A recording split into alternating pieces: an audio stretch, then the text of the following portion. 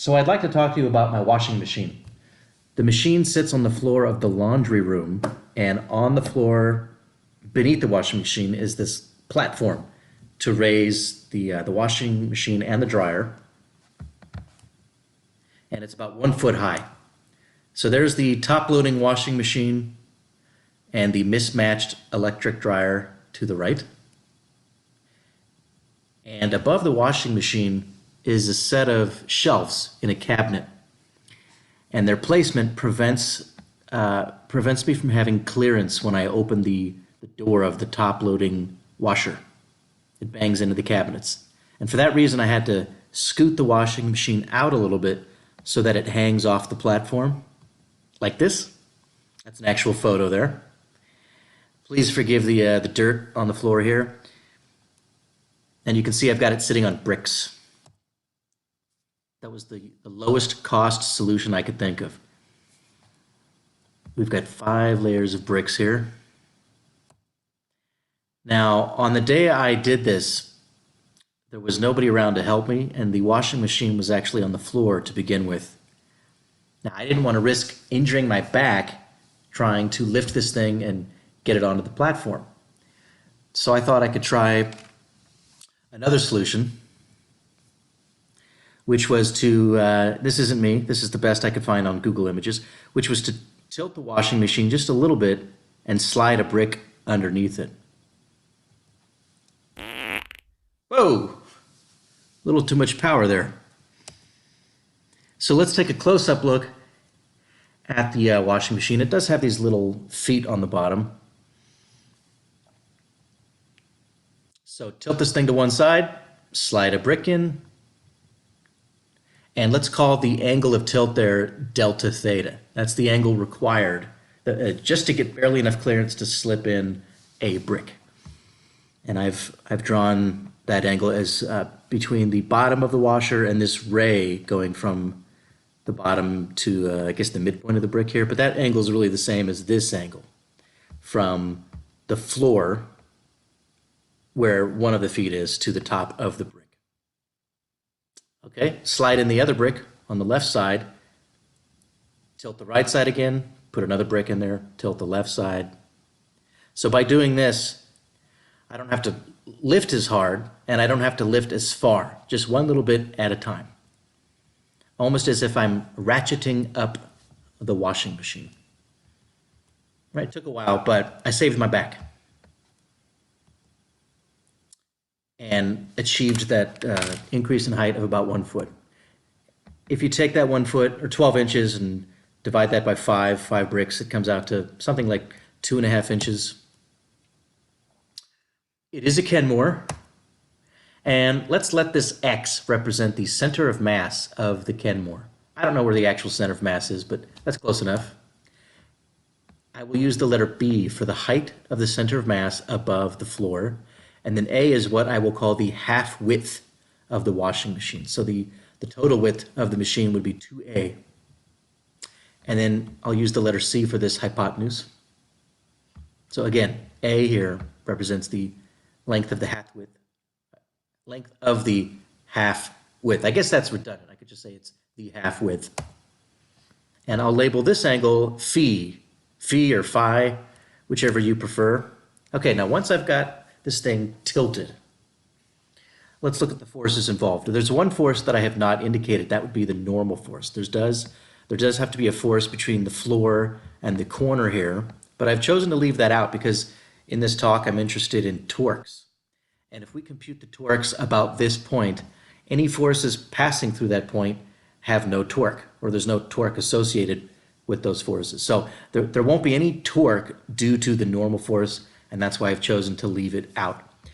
Now, a few slides ago, I used the symbol delta theta for the total tilt required to get a brick in there.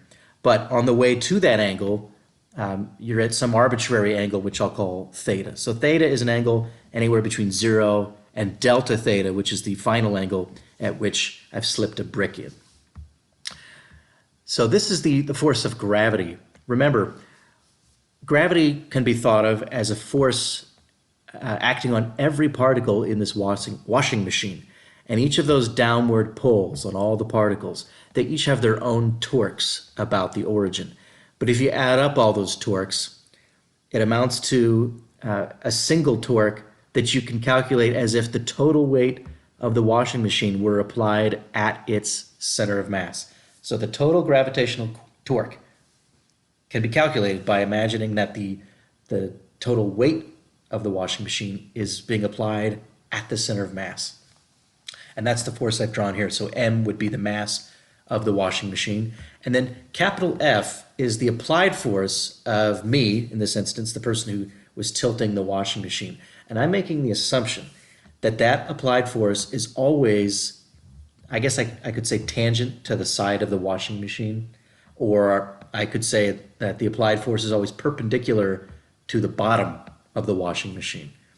And I think that's fairly realistic, because if you were actually lifting up on the machine, you probably wouldn't pull straight up, because if you were pulling straight up, there would be a component of your pull to the right, and that might tend to scoot the washing machine, and it would just feel unnecessary.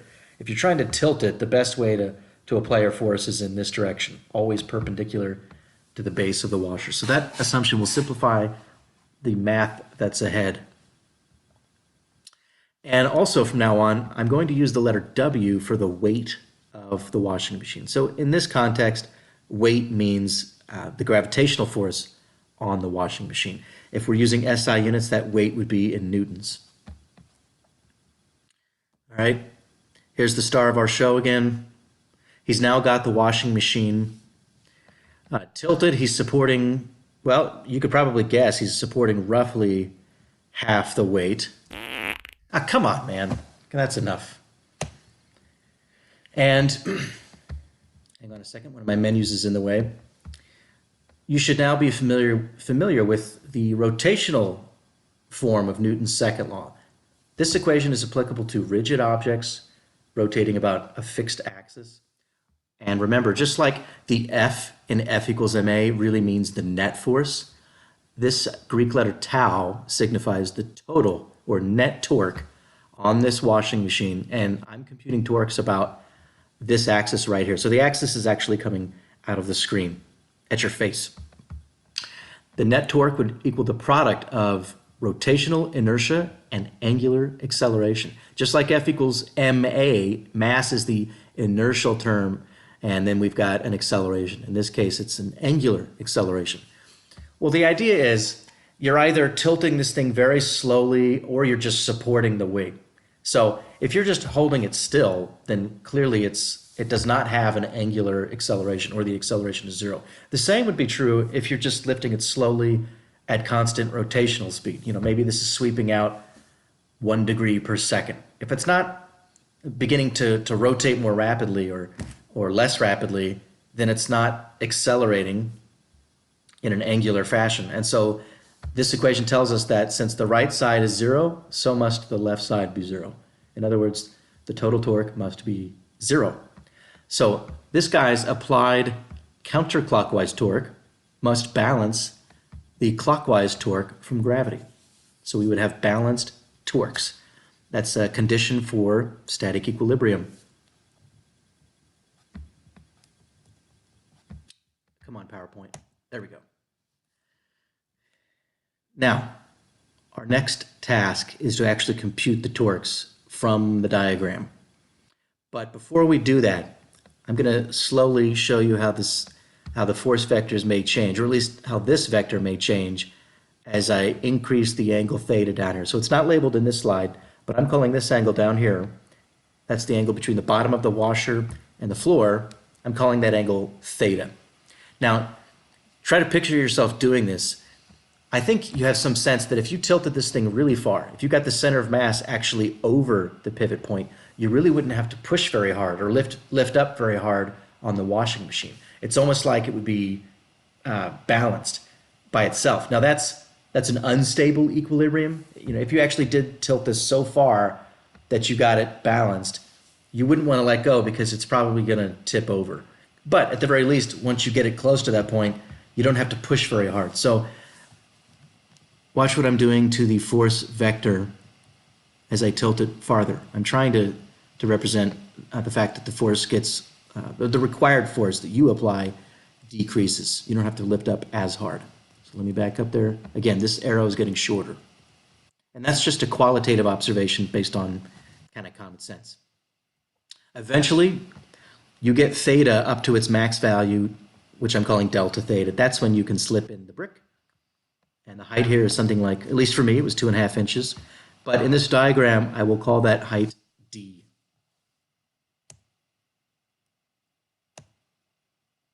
Now, let's look first at the gravitational torque. That's the torque due to the force of gravity. Well, we've already looked at a number of ways of visualizing and calculating torque. Do you remember the name of this quantity? So here's the pivot, here's the gravitational force, and that force is applied at the center of mass.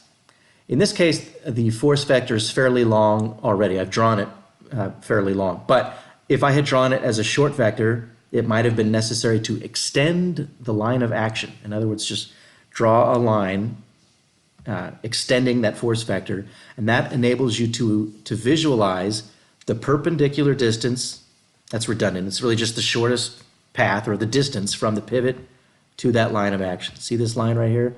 That is the distance from this point to this line of action, the point being the pivot.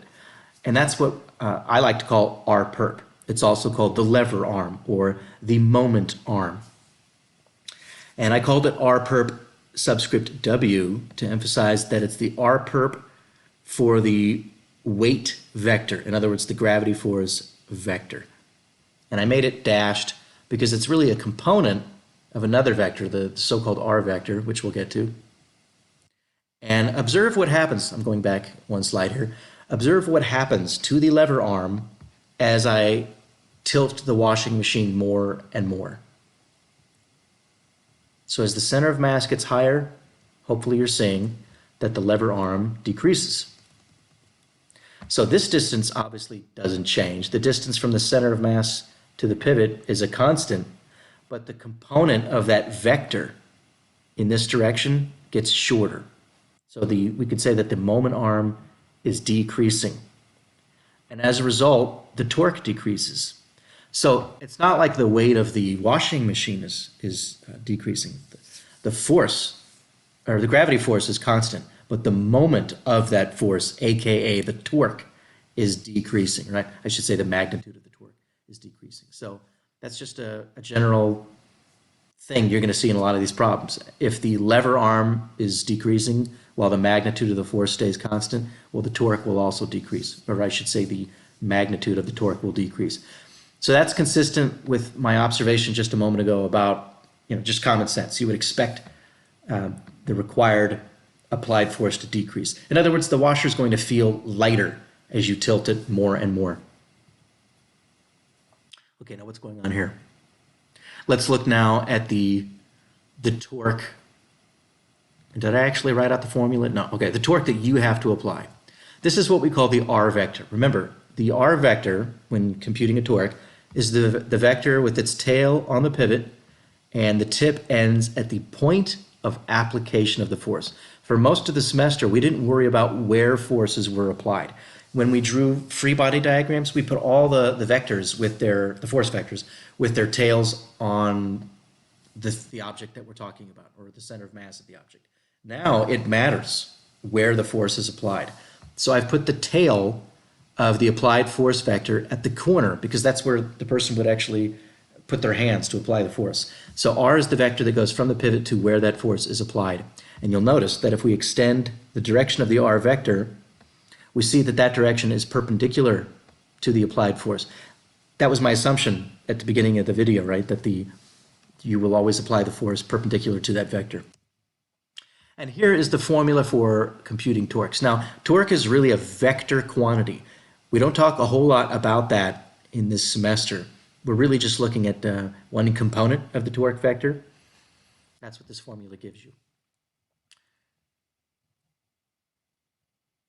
Okay, so for any torque that you're interested in, you need the magnitude of the R vector, you need the magnitude of the applied force vector, and you need the sine of the angle between them. Now, in this presentation, please don't confuse this theta with this theta. This is just the general theta in the formula for torque. This theta is specifically the angle between the bottom of the washer and the floor. Now, since we're currently calculating the torque due to the applied force F, so tau F means the torque from this force vector, well, the length of the R vector is actually it's the width of the washer, right? Which is 2 times A, because A is the half width.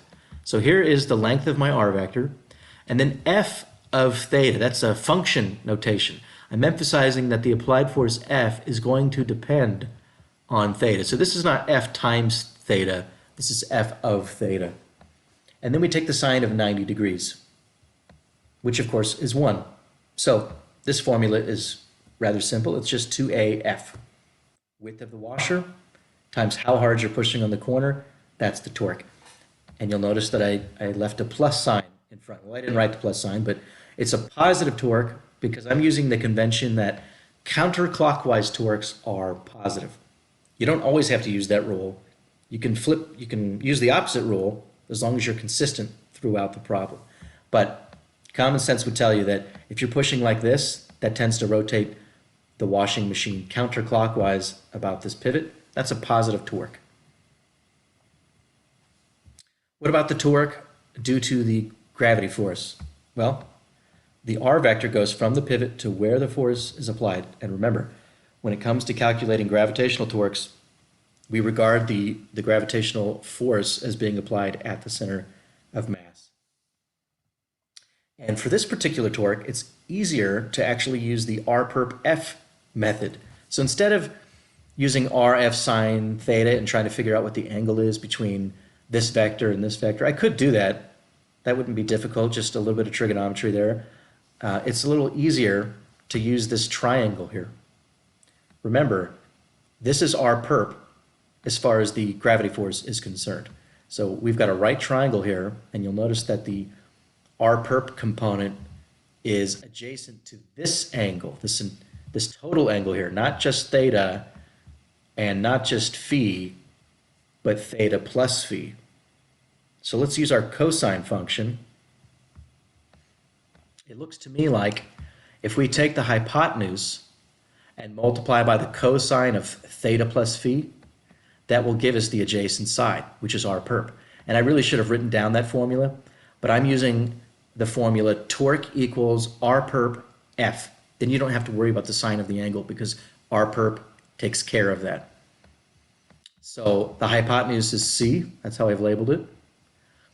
And then I'm multiplying by the cosine of the total angle. So all of this right here is R perp. And then lastly, I multiply by the force, which of course is the weight. Now, the condition for equilibrium, remember from just a few slides ago, is that the net torque is 0. Whether you're just supporting the weight of the washer or rotating it gently at a constant rotational speed, the total torque must be 0.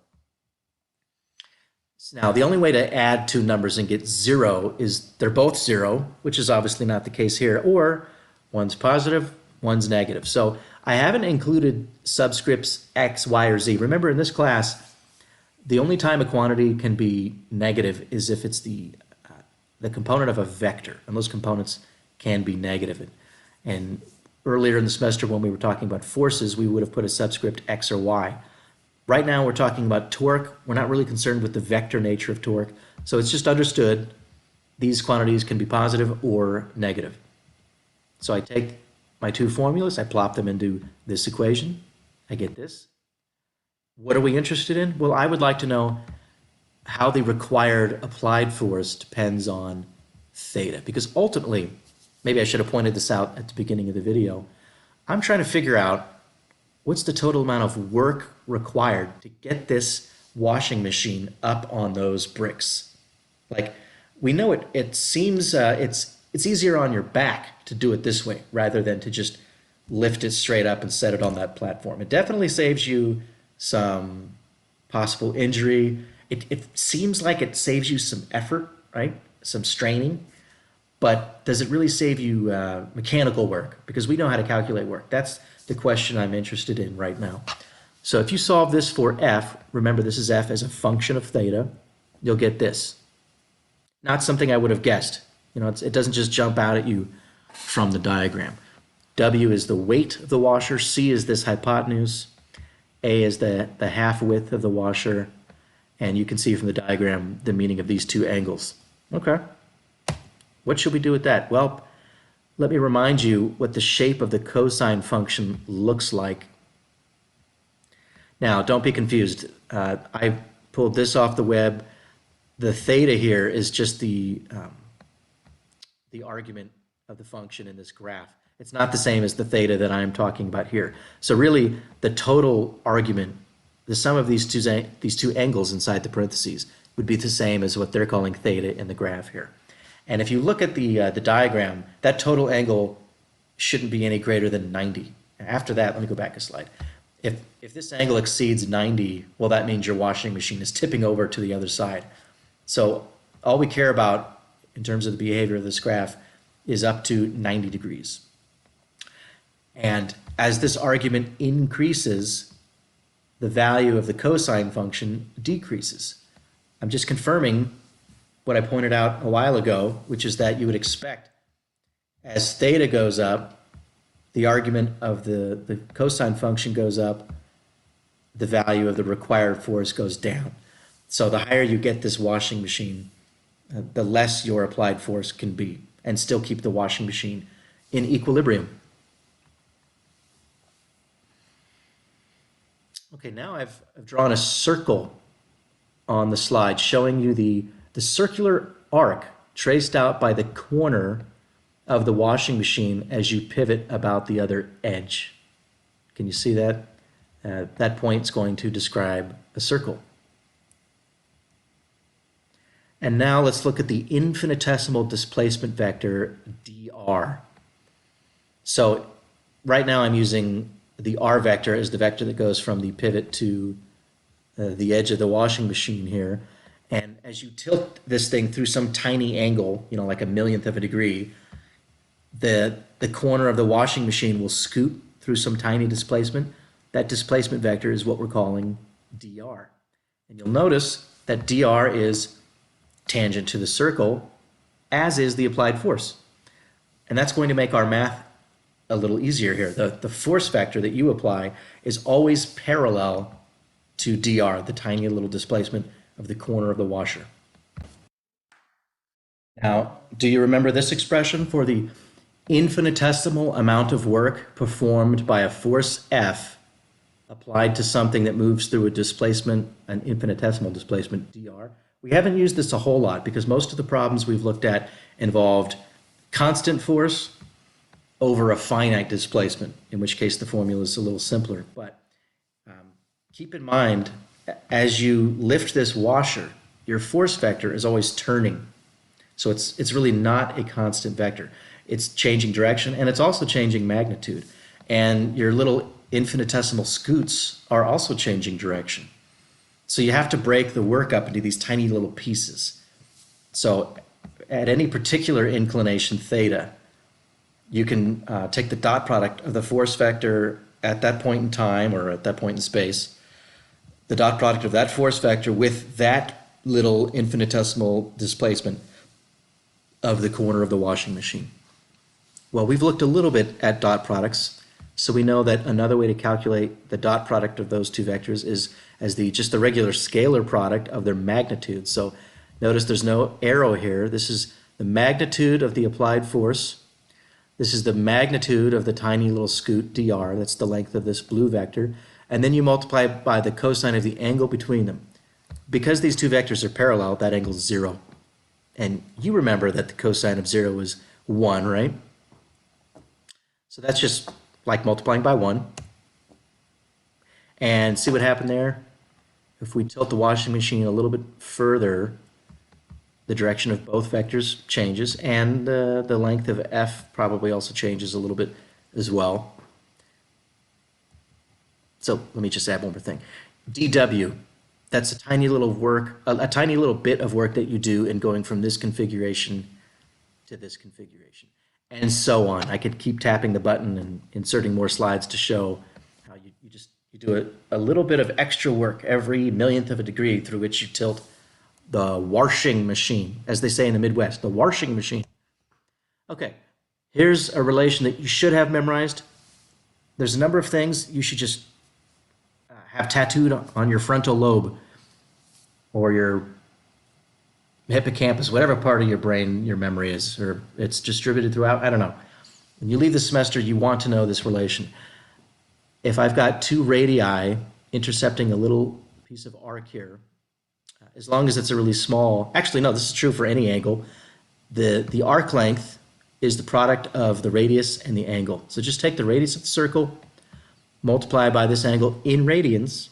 This formula only works if you're using radians, and that will give you the little piece of arc length. So you're converting from an angle to the arc length intercepted by that angle. What's the conversion factor? It's the radius.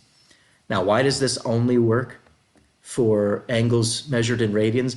Because this equation really defines the angle in radians, which is something we've already covered this semester. Okay. So in this diagram, currently we're at angle theta, but if we tilt this washing machine just a little bit further, the bottom of the washing machine will sweep out an extra little angular displacement called d theta. I didn't actually draw that in the diagram here, but tilt this a little bit more and we turn through an extra bit of angle called d theta, and d theta would be related to the tiny displacement of this corner of the washing machine. And here's the relation.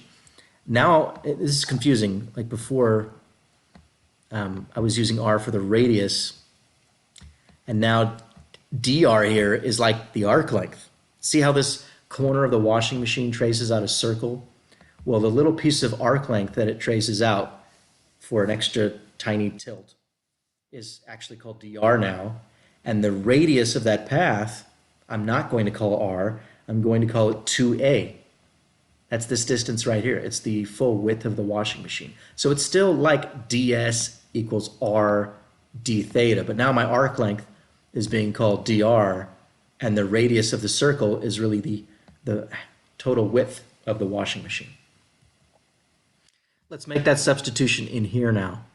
So I already figured out what the required force is. I plopped that in here, and I just found an expression for dr, the little arc length traced out by the corner of the washing machine. I plop that in here, and I get this expression for the infinitesimal amount of work done as I tilt that washing machine through a tiny little angular displacement. And you see that it depends on how far I've already tilted it. It depends on the current angle theta. It's also going to depend, of course, on the mass of the washing machine. You see that weight's in the numerator, so of course the heavier the washing machine, the more work you do for each little angular scoot. But do you see how the two a's cancel? It's kind of nice. We're left with this expression. So what do you think comes next? What should you have the itch to do right now when you see a dw on one side and a d theta on the other side? After all, we are interested in the total work done in tilting this from being level on the floor to at that angle delta theta so that we can slip a brick underneath the corner. And I'll point out here, this is kind of interesting to note that c times cosine of the total angle, well, that's hypotenuse times the cosine of this full angle here, which would be r perp. Right, so what we're looking at here is the little bit of work done would be just the weight of the washer times the moment of that force, or the moment arm with that force, times the angular displacement, which is really torque, right? Force times lever arm, that's torque. So let's examine the units here. Here's something that confused me for a while. Why is it that torque has the same units as energy? We know that force times distance, the Newton meter is what we call a joule.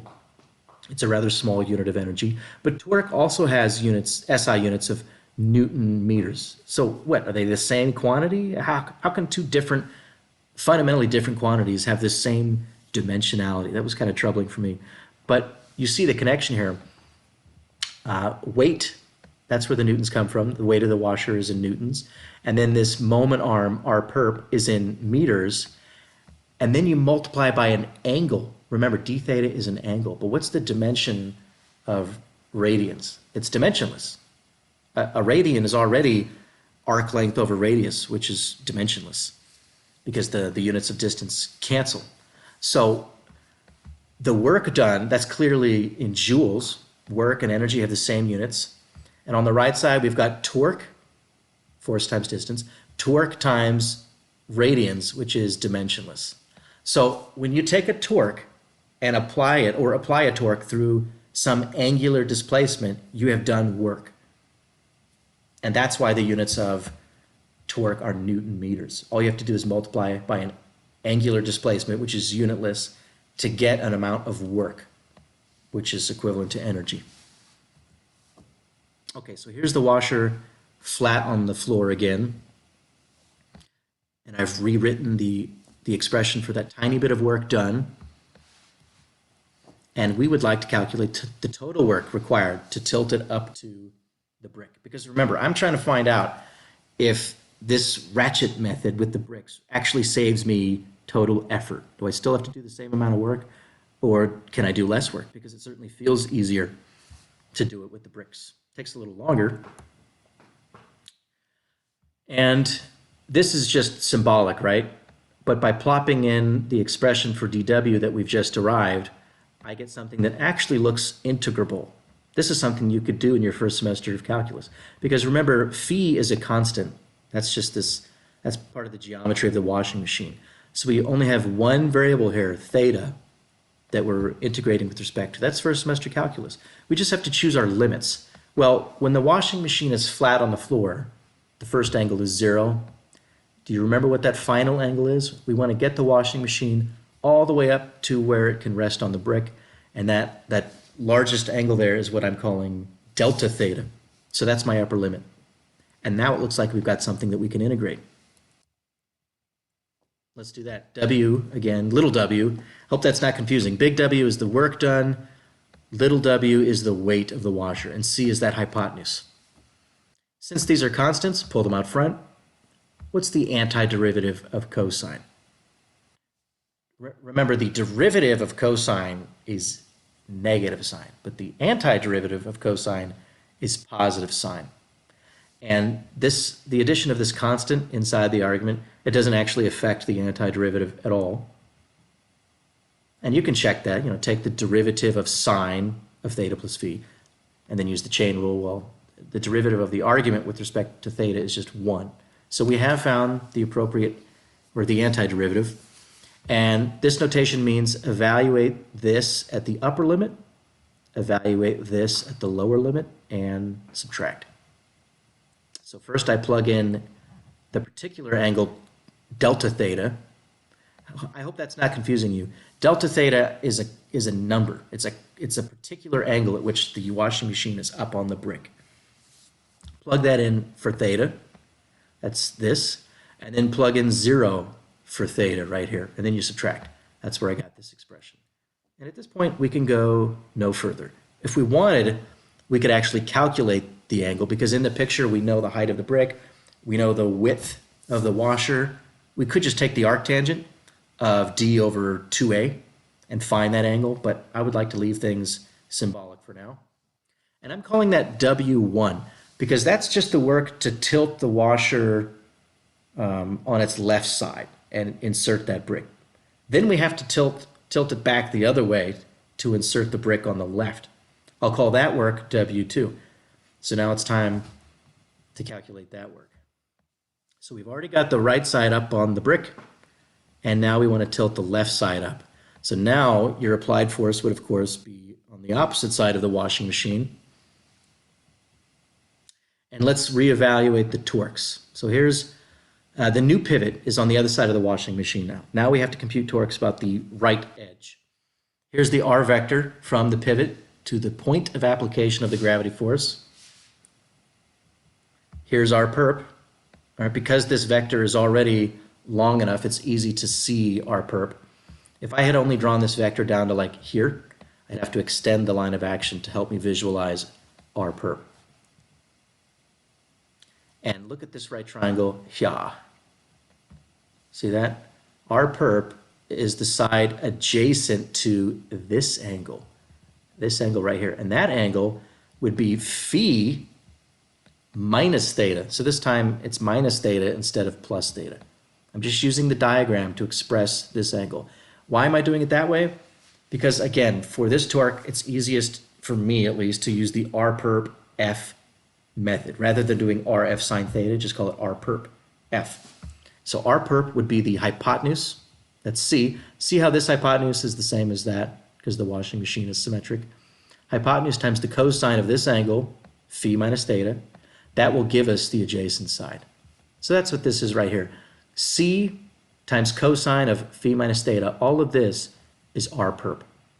And then the F in R perp F is W, the weight of the washing machine. That's the torque we're calculating right now, the torque due to the weight of the washing machine. And this time, I didn't put a minus sign here because just ask yourself, if the only force, like if you weren't lifting up on the left edge of the washing machine here, which way is gravity going to tip this washing machine? Obviously, it's going to tip this way, counterclockwise. So now that torque is the positive one, but my applied force F would tend to tilt the washing machine clockwise, the other way. So now that's the negative torque. That's why I put the minus sign here. And just like before, the R vector for my applied force, see how I'm calling that R sub F? That vector is perpendicular to my applied force. So the angle between the two vectors is 90, sine of 90 is 1, and I'm really just taking R times F to calculate the magnitude of the torque because I know that the angle is 90, okay?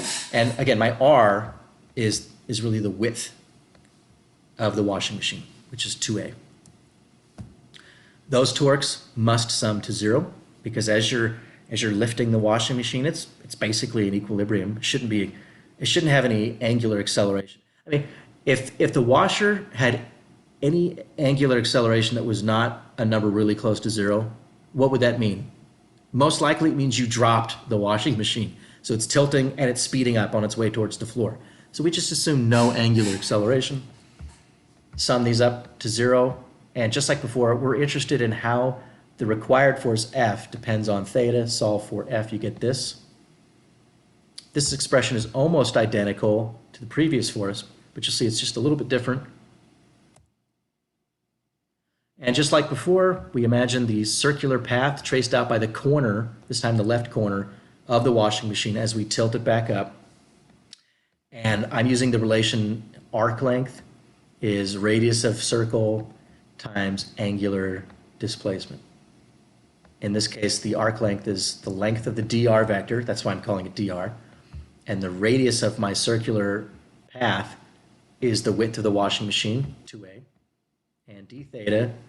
Yeah, so look at the diagram here. Do you see that the angle made between the bottom of the washer and the floor is the same as this angle right here? So we're interested in how this angle is changing as we tilt the left side of the washer up. See how theta got a little smaller there? And my force vector has now changed directions, or changed direction because it's always going to be perpendicular to the bottom of the washer. And we're just about done. Theta is a really small angle now, and theta goes to 0 once we get the left edge of the washer at the same height as the right edge. Then we can slip the brick under there. And we're ready for the next layer of bricks. Are you bored out of your mind? For some reason, I find this interesting. Okay. dW, the infinitesimal amount of work done. Again, it's really F dot dr, but we saw already that the force vector and the displacement of the corner, those two vectors are parallel. Cosine of 0 is 1. So we just have to take the expression for the force and multiply by the scalar dr. We get this. I kind of skipped a detail there. The business where the two A's cancel, I just skipped right over that.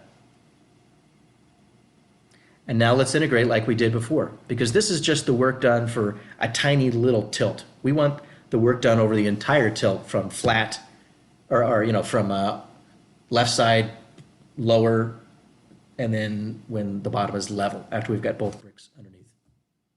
So I pull out WC, those are constants, and I integrate. Now, in the diagram, the initial angle was actually delta theta. That's the washer started out tilted with the left side down, and it ended up flat where theta is equal to 0. But you probably recall from first semester calculus that when you do an integral, if you expect that integral to come out positive, you need to integrate from the lower number to the higher number. That's assuming that your integrand is positive. If you want to think in terms of areas, this cosine function is positive throughout the tilt, and we know that the area under a curve that's above the theta axis, that's a positive area, only if you integrate from lower number to higher number. Okay.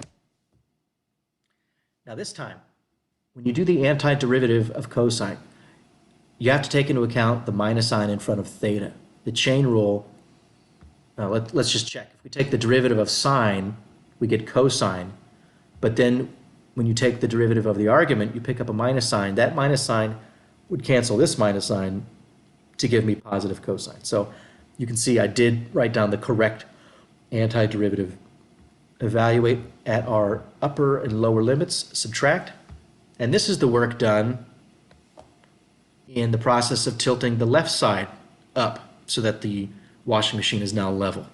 Okay, so we've calculated the work for both tilts, the initial tilt of the right edge and now the left edge. Let's look at the total work done. When we add those two up, check it out. These two terms cancel. They both have a WC attached to them. We've got a minus sign and a plus sign, so those go away. And we're just left with this contribution and this contribution. Now it's starting to look like it's obviously simpler than it was, but I have a hunch when I look at this that it could be written even more simply. Like some stuff has got to cancel here. That's what my gut is telling me. Well, mostly because I did this already, but here's an identity that you may be familiar with. I think you'd call this one of the sum identities. So if you're taking the sign of the sum of two quantities, it's sine cos, and then you switch the order. So AB and then BA. And if there's a plus sign here, there's a plus sign here. So let's apply that here. Now here my A is delta theta and my B is phi. Here my A is phi and my B is negative delta theta. So I do need to include the minus sign. First, let me break this one up using the trig identity. That gives me these two terms. See, sine cos, but I switched the order of delta theta and phi. And then because of this minus sign, I've got minus minus, sine cos. Notice I am including this minus sign here and here. Can we simplify further? Because right now this just looks even messier. Remember that cosine is an even function. So the cosine of negative x is equal to the cosine of x. So we can just ignore this minus sign and write it like that. And do you see that this term and this term annihilate each other? They go away. So that's gone. This is starting to look simpler. And now check it out. We have a sine delta theta, cosine phi, and another sine delta theta, cosine phi. The only difference is this pesky minus sign. The sine function is an odd function. The sine of negative x is negative sine of x. So what we can do is pull out this minus sign and put it out front instead. And that would give us two minus signs out front. So what we really have is this. These two terms are the same. Add them up. And we're left with this. Okay. Well, it's still not really intuitive what this means. What is this formula telling us? I mean, obviously, it depends on the weight of the washing machine. Heavier washing machine requires more work to get it up on that first layer of bricks. Can we look at the geometry here and extract some more meaning from this formula? Well, observe the c and the cosine phi here. What happens when you take c and multiply by cosine of phi? That would be the hypotenuse here times the cosine of this angle. So look at this right triangle. Hypotenuse cosine phi would give you the adjacent side here, which is the half width of the washer. That's what I called A. So C cos phi is the same as A. Let me make that substitution in here. And when I first sat down to write out this problem, because I was looking for something to torture you with, some application of these concepts from the torque chapter, I didn't really know where this was headed. I had to write out these formulas and look at the picture. So the C and the cosine phi have been rewritten as A. And what can we do with this? 2A, well, that's the That's the full width of the washing machine, which is the hypotenuse now of this triangle. So look at this skinnier triangle. What happens if you take hypotenuse times the sine of this angle? Well, the sine function involves the opposite side, does it not? Hypotenuse times the sine of the angle would give us the opposite side, which is what I'm calling d, the height of the brick. So we can replace all of this with the brick height. And we get this very simple expression. So despite all the trig that appeared in the process of calculating this work, it ends up being something so simple. You just take the total weight of the washer and the height of the bricks, which is the distance through which you ultimately lifted the washer to get it on the brick. That's it. And of course, we could rewrite the weight of the washer as its mass times the free fall acceleration, mgd. Now, if you have already taken this class or a similar class somewhere else, you may actually have used these symbols to talk about gravitational potential energy. In fact, you may have even used these symbols with the book that we use. So let's look at the net result here. We took the washer and we lifted it onto these bricks through a height d. Here's our super flexible conservation of energy equation. And again, there's various incarnations of this equation. Other books would write it differently. In this problem, there is external work being done on the washer. That's where the guy comes in with the flatulence problem. He's the person doing external work. Now, the change in mechanical energy, we've got two possible types of mechanical energy here. There's no springs, so it's either gravity energy, potential energy, or kinetic energy. And the thermal energy, there's no mention here of air drag, friction. We're not worried about that. So let's cross out any dissipated thermal energy, not worry about that. And since, again, the washer starts at rest, it ends at rest, we're not trying to get this thing flying through the air or spinning. There's no change in kinetic energy. So the only possible change in mechanical energy would be the change in potential energy, gravitational potential energy. And we have a formula for that. As long as you're not going from the bottom of Death Valley to the International Space Station, or from the surface of the Earth to where the moon is, you don't have to worry about any change in 9.8. 9.8 does in fact change even going to the top of a nearby mountain. It's measurably different, but it's a small difference. So for this tiny little displacement, g is basically constant, and we can use this formula for the change in potential energy. Basically, this is mgy final minus mgy initial. You can factor out the mg and write it this way.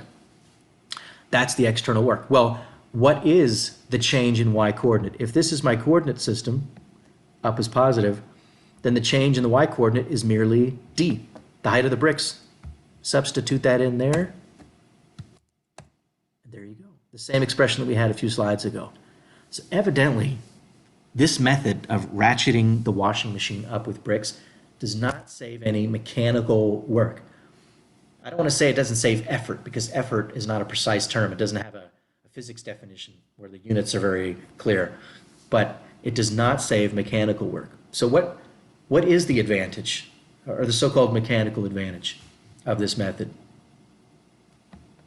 Well, I've now labeled the force that you have to apply when tilting the right side as F1. This is the first force we looked at and how it depends on the amount by which the washing machine is tilted. And then when it comes time to tilt the left side, we found a slightly different expression. I'm going to call that F2. And you'll notice they're identical except for this plus turning into a minus. So let's look at this one. Remember, cosine is an even function. So even if you multiply the inside by a -1, you're still going to get the same value for the cosine function. Well, multiplying this by -1 is the same as just switching the two terms. Okay. And now I can say that the argument here is theta plus or minus phi. Here it's minus, here it's plus.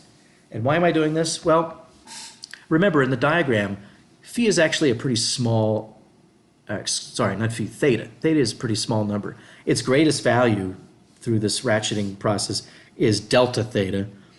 And I don't have the diagram here in this slide, but if you look at the height of the brick, D, compared to the width of the washing machine, 2A, that's a pretty small angle. It's just a few degrees. So let's ignore theta compared to phi. If I go back here, oh, it's too far back. Yeah, this is a significant angle. That could be as much as 45 or more. So let's just pretend that theta is negligible and approximate this as merely the cosine of phi in both cases. And then we're left with this expression for the force. And you'll notice it doesn't depend on the angle anymore. We've thrown out that weak dependence on theta. So what is this telling us? Well, it depends on the shape of the washer, the weight of the washer, the width is down here. All these terms, C, phi, and A, that's just the shape of the washer, and this is the weight. So can we simplify this? Because you could probably take a guess. If you were the one lifting up one side of the washer, it's got two sides, how heavy do you think it would feel? I mean, if the washer's really, I don't know, 160 pounds, I don't think washers are that heavy, but if it was 160 pounds, how hard are you going to have to lift on this side just to hold it in this position? Wouldn't your guess be something like 80 pounds? Well, let's see here. What is the cosine of phi in this diagram? I'm looking again at this right triangle. Cosine of phi would be adjacent side over hypotenuse. That's A over C. A over C. So when you look here, we've got a C over A times an A over C. Those cancel. So evidently this expression really is just W over 2, as expected. The force that you have to apply at a right angle to the bottom of the washer is merely half the weight of the washer because the floor is supporting the other half of the weight. And that's really the advantage here. We've got some mechanical advantage. We're basically using the washer as like a lever. We're getting leverage here. And you could say the mechanical advantage is 2 to 1. I guess that's one way of wording it. You're making the washer feel half as heavy. And there's got to be a trade-off, right? There's got to be, you're going to have to pay for that somehow. So you may be able to apply only half the force, but you're probably going to have to apply that force through a greater distance. Much like if you've ever jacked up a vehicle. And I don't mean jack up like you took a baseball bat and smashed all the windows, literally with a jack because you had to change a tire. It's the same thing. If you've got a hydraulic jack in the trunk of your car, when you're moving the handle through that rotary motion, you don't have to push that hard. So it's a very small applied force, but you're pushing the handle of that jack through, I don't know, dozens of feet before you actually get the vehicle off the ground. So you might only lift the vehicle a few inches, but in the process of jacking up the car, you moved your hand through a couple dozen feet maybe. Okay, so we're trading force for distance. That's what's happening here. But we know that we can't get around the required amount of work. Work is the product of force and distance. So if you make the force required go down, the required distance must go up so that their product is still equal to force times distance. So let's look at that now. How has the distance changed? Well, really, we're applying a force to the corner of the washer, and that point moves through this circular piece of arc. Not a great diagram here, but we have to apply that force all the way through that circular piece of arc. And you can see that that circular piece of arc is really close to just the height of the brick, right? They're not that much different. The arc length is a little bit longer than the height of the brick. Well, again, the relation between arc length, radius, and angular displacement, this arc length would just be the radius here, which is 2a, the width of the washer, times this max angle delta theta. That's what I've done here. So this is really the distance through which you push the corner of the washing machine. You're applying a force through that distance for this part of the tilt. Let's also look at this right triangle here. Right triangle. If I take the sine of this angle, that would be the opposite side, that's the height of the brick, divided by the hypotenuse, 2a. So these are both exact relations. However, you should be aware of the small angle approximation for the sine function. The sine of a small angle, and Small angle in this context means, let's say, like 10 degrees or less, even 15 depending on the application. If you convert 10 degrees into radians and take the sine of that angle, the number that comes out is very close to the angle that you plugged in. So the angle, numerically, is close to the sine of the angle. So using this approximation, let's substitute here. Instead of sine of delta theta, I'll just call it delta theta. I get this relation. And then let's rearrange this, solving for d. I get this. And check it out. D is close to 2a delta theta, but that's what S is. So S and D are very close in value. That's all we've shown formally, is that the height of the brick is very close to the arc length through which you pushed the corner of the washer. Kind of obvious from the picture, right? This is also called the skinny triangle approximation. The arc length is close to the straight segment there. Multiply by 2, you get this. Well, why am I doing that? 2s. 2s is the total distance through which you push your hands. S is the distance through which you push the right corner of the washer and getting it onto the brick. Then you go over to the left corner, do the same thing. That's another distance, S. So now we know the total distance through which you push your hands. It's basically 2D, right? If you were going to just do a deadlift of the washing machine, that's what I was trying to avoid. I didn't want to hurt myself. It's an awkward shape. So if I just lifted the washing machine straight up onto the bricks, I would have to lift it through a distance d. Now I have to apply my force through a distance 2 times d. So the payoff of increasing the distance is decreasing the force, trading force for distance. Remember, the general expression for calculating work is the line integral of the force through your path. So at every point in the path of your applied force, you take the dot product of the force at that point with the infinitesimal displacement, and this boils down to basically force times distance. Remember, we found that the force was roughly constant for this whole procedure.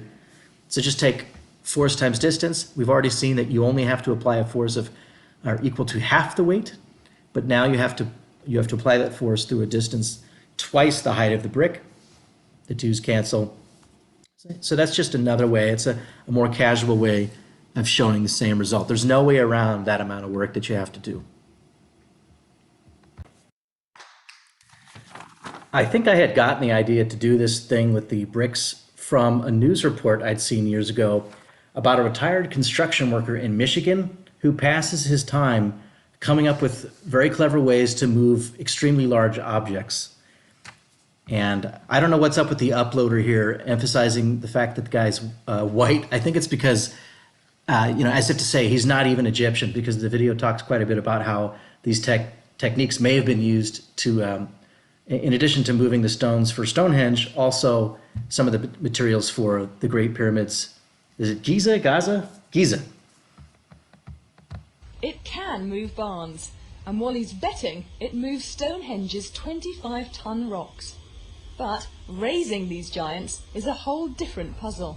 This is 19,200 pounds. Yeah, it's 128 cubic feet of concrete. Today, Wally hopes to solve it.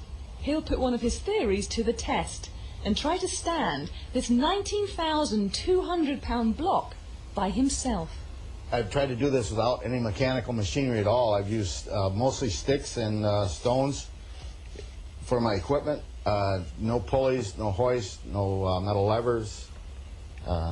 Just try to use gravity too, I believe is my favorite tool. Whoop. The first goal is getting this block 3 feet off the ground. In order to move it up to this point, I just rock the block back and forth, adding weight to that end, and that opens a gap on this side, and just slide a board in. Then I add the weight to that end, there she goes, and slide a board in on this end. This shoring box acts like a jack, slowly raising the block.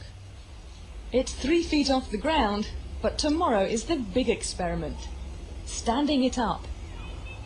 The grandkids have taken the day off school, and the cameras are rolling. Hey, you guys watch Papa, he's going to do something wild. They're here to watch Grandad lift a block the weight of 2 bulldozers. It's ready. Here's how it's supposed to work. The first thing I'm going to do here is release this temporary shoring I have set and come over here, release some of my counterweights, and that's going to put the entire weight of the block on this rope. So then I'm going to release the rope, come back in, and the rope's going to be my brake.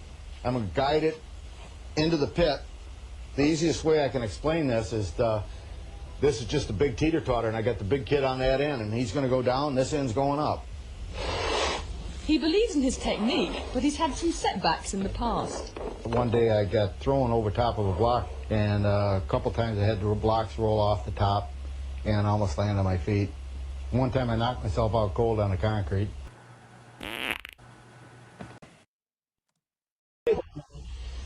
Yes!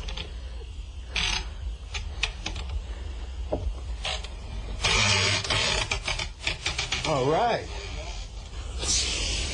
Now just start spraying the sand. The sand will wash out and the block will start coming down. Once the sand is washed from the pit, the block's own weight slowly stands it up. Okay, finally, she's between the lines, guys. Looks good. He did it. Thank you, guys. Raised a massive block using a technique so simple that Wally believes it must have been used to raise Stonehenge. If they were to use this technique to raise the stones at Stonehenge, I believe they could have got it done with a lot smaller crew than anybody has imagined before. It won't be long before this backyard is a little more crowded.